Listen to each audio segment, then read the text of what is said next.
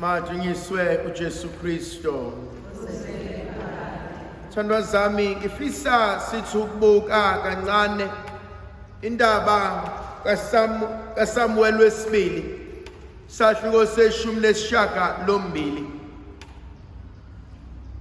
Uma sikhumbula kahle le ndaba, uAbsalom uyingane kaDavide. uAbsalom means the father of peace. Kodwa khona isikhathi esifikayo la uAbsalom efuna ubukhosi bukababa wakhe, ahambe ayobuxhwaga ngenkani baze baxabane noDavide, aze amjahe afune ukumbulala. uDavide ebalekela umntanakhe. Uthi esembalekela umntanakhe ebese ufika isikhathi la ibutho lidinwa khona, ebese liphaka impi lithi liyolwisana nofuna ukubulala inkosi. Kodwa uDavide kunomyalezo wodwa ushoyo,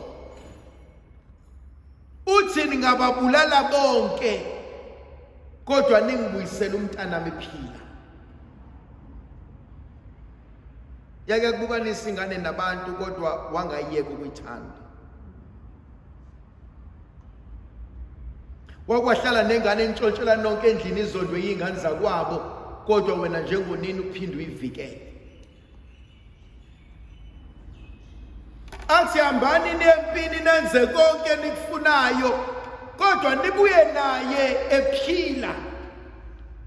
Amayisuka ebesetshela induna yamabutho uJowabu athi ngiyacela ungibuyisele yena ephila.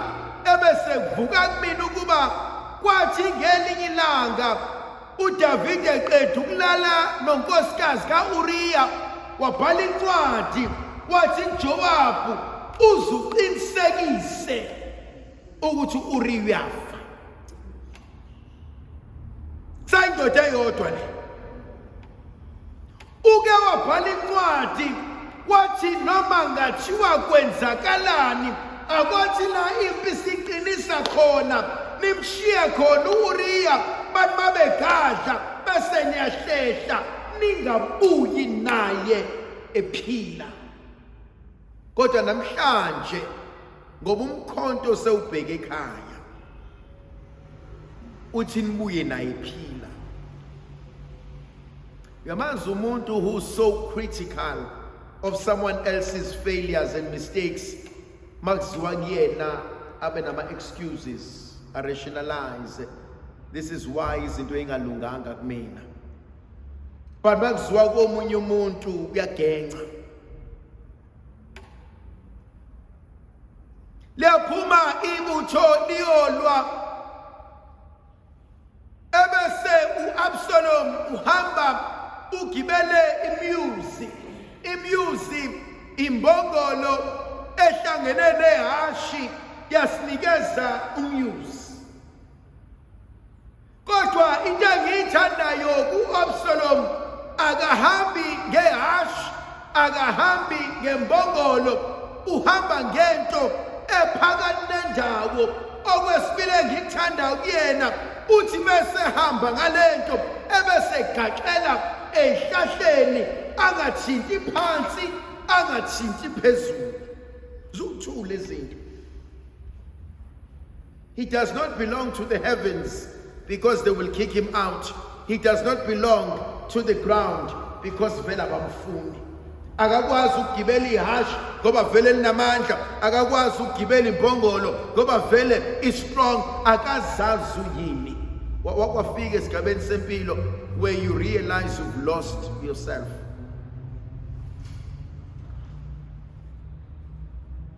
You belong to no one and no one wants to be with you.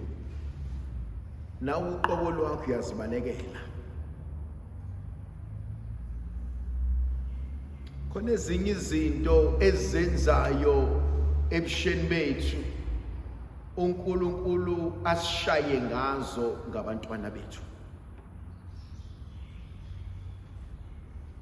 Into uAbsalomu abe yona kubaba wakhe uDavide iphenduke ishaywa ekufeni kwakhe. Khona kule miyalelo yonke elishumi lona othi make wawenza uhamba nesibusiso maqedana insuku bese siyanda. Theyazisa nje uyihlononyoko khona uyakuphila isikhathi eside ezweni.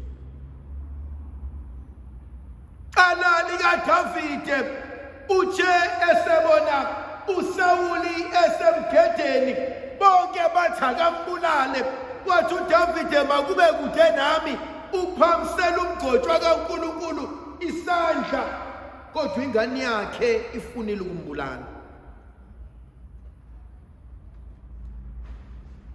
Bathi abahlakaniphileyo, an apple does not fall far off from the tree.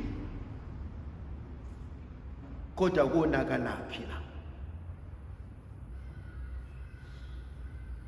Uthi bembona uJoab esexoxelwa ukuba uAbsalomu uyalenga, thiwa wathatha inqinisho lemthathu asikahle kamhlophe ukuthi akavunyelwe ukumbulala, wambhokoda ngayo yomthathu eyoqinisekisa ukuthi usefile.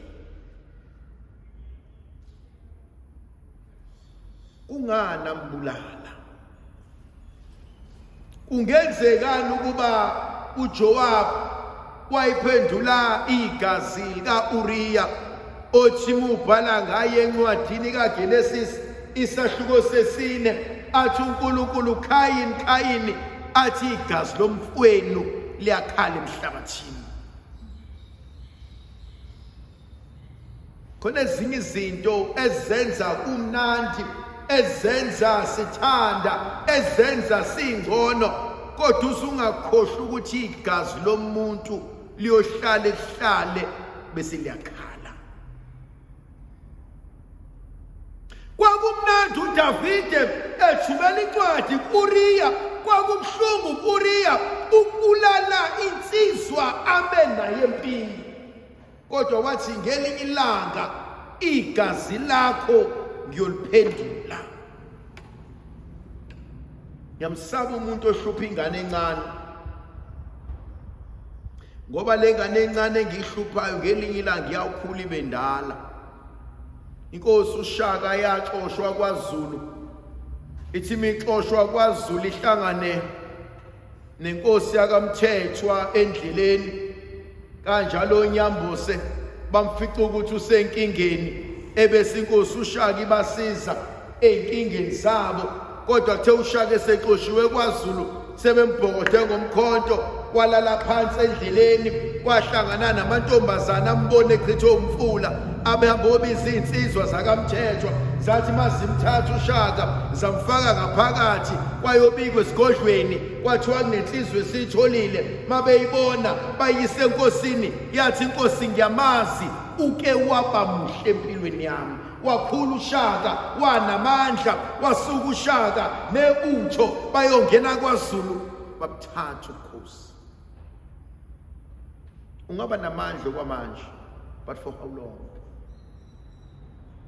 Uyamazi umuntu othi kwam, kofika isikhathi la ukwam ungasasebenzi.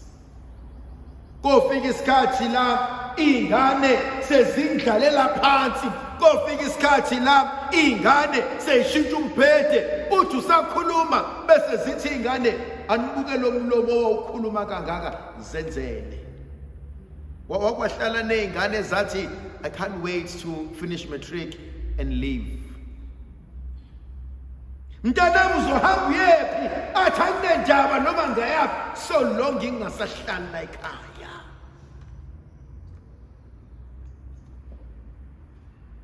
Uthi sebembulele uAbsalomu ebese gijima isigijimi athi megijima lomkhushe wase-Afrika ebese bemtshela uDavide khona ogijimayo. Lalelana amazwi amahle kaDavide. Uthi uDavide uma eyedwa egijima kuqonda ukuba indaba ayilethayo zinhle. Bathi indaba ezithu yedwa. Davide ngiyambona eyaluza ejabula ukuba ulethe indaba ezinhle. Mabefika uwodwa vo umbuza wona. Bonke bayajabula, bonke babona bewinile. Uthi kodwa kuhamba kanjani ngo-Absalom? Lalelo waseKhushuthini uthi uNkulunkulu Somandla uhambele ngakuwena ndaba ezitha, zonke izitha zakho ibhuqe ngehwa neyifana no-Absalom uqobo lwakhe. Yangishaya indaba kaDavide. uDavide uyahamba uyokhala uthi Absalom ndodana yami, Absalom ndodana yami, waze wafa ongcono kube kufe mina. Bese kuyavuka kumina amakhosikazi ashonelwe amadoda, kuvuke kumina oma abafonishonelwe izingane zabo, ebese beyombuza uDavide ndaba ezitha mukhalela ingane yakho thina besingevunyelwe nokukhalela abantwana bethu.